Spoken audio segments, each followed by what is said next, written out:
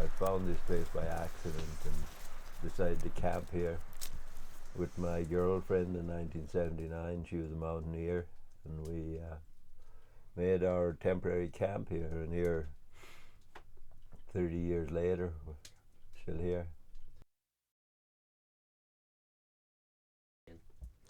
My name is Vince McIntyre.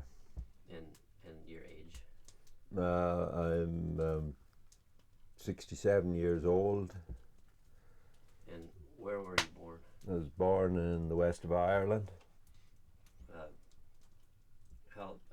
What do you do now? You're a farmer, and what's your occupation now? I'm a farmer, and uh, I do woodworking, various. A jack of all trades, you might as well call me. Yeah.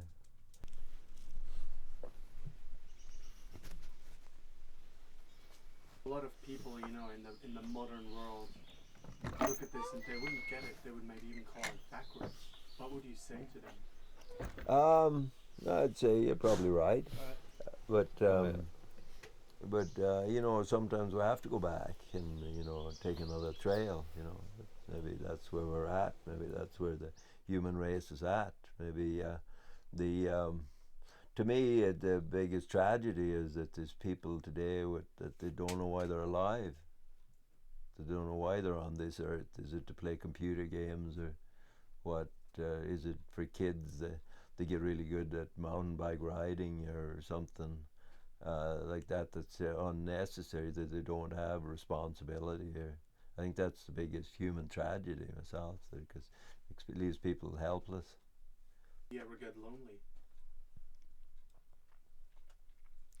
You know, you might think that I spend a lot of time on my own, but I don't. Most of my connection with people is through the stuff I do, and then, and that's probably another reason why I'm not fond of machinery and tractors and so on, because it cuts out your communication with people.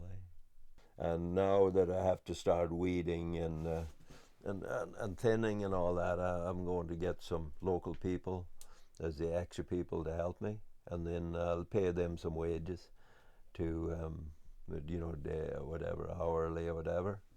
Aaron here that has been coming back all these years, he's one of my heroes too. So the people I work with have to become really important to me. They have to be exceptional people. The way I live isn't ideal. It has its drawbacks. It would be much better if I had my farm all in one place and I could look out on it and go out there and see my cattle every day, but I don't have that. So I make the best of what I do have, and I enjoy. My experience going out there every day in the winter, it's a good experience. I get to see the flats and the beauty of the natural world and the river flowing and the changes in the weather and the birds coming in the spring, and I see my cattle out there, and it's like going to visit them. It's almost better than living with them. In some ways, even though it might be not totally practical, it's an enjoyable experience. And the routine is good for me. I'm a traveler by nature, and I have a nomadic heart. That's my that's maybe some of my regrets, that I didn't travel more, that I quit traveling.